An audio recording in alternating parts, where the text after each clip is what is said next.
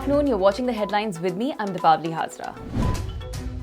Well, to start off today, voting began in the national capital. It began at 8 a.m. and so far we've seen many big leaders cast their votes, including the President Ramnath Kovind, former Prime Minister Manmohan Singh, former Vice President Hamid Ansari were all pictured casting their ballot. We've seen BJP leaders Harsh Vardhan wheel his mother on a wheelchair into a polling station.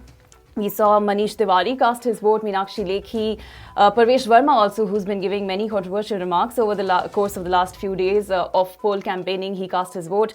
We saw Rahul Gandhi, Sonia Gandhi cast their ballot, as well as Aam Aadmi Party leaders Manish Sisodia and Raghav Chadha. Voting will continue till 6 p.m. this evening. The Prime Minister this morning, before voting began for Delhi, appealed to the youth voters to come out and vote in large numbers. This is an appeal he makes traditionally before every election. He appeals to the youths to come out and cast their franchise. Meanwhile, Delhi woke up to a huge security blanket. Security has been tightened before the elections began, especially in areas like Shaheen Bagh. Shaheen Bagh, remember, has been witnessing an ongoing protest since December the 15th over the controversial Citizenship Amendment Act.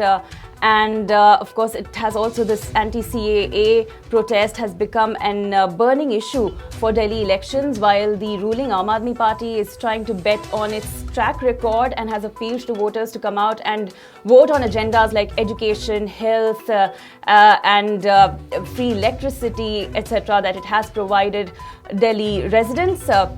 BJP, meanwhile, has tried to spin its election campaign around the entire citizenship amendment law issue as well as other national issues.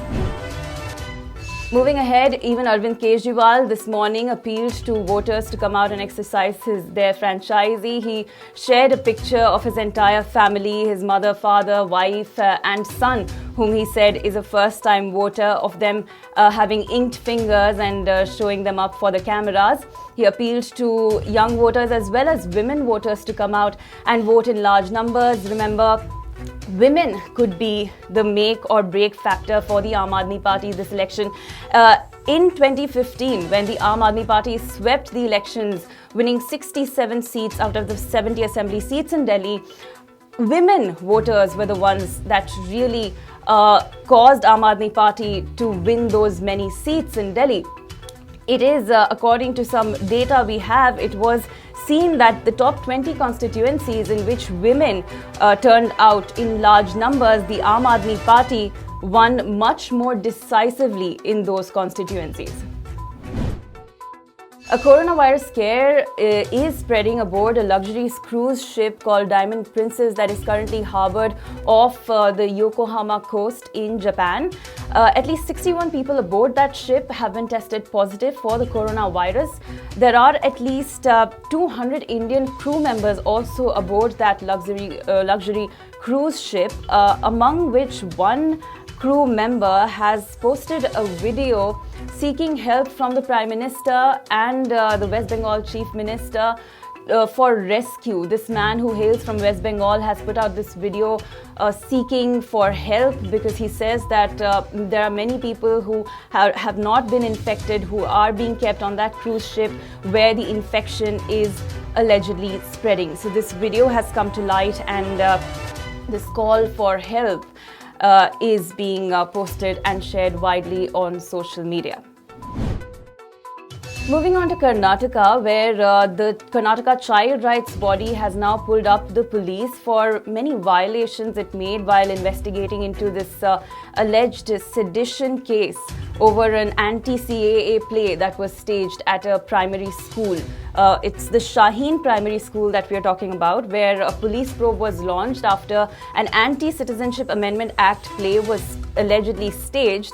And during this investigation, the police also arrested a woman who was a single mother.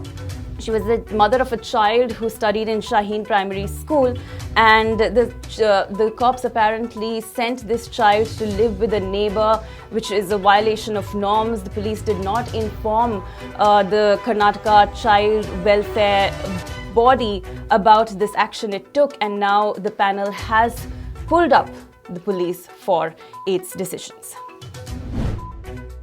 And it's shocking news coming in from the capital this morning.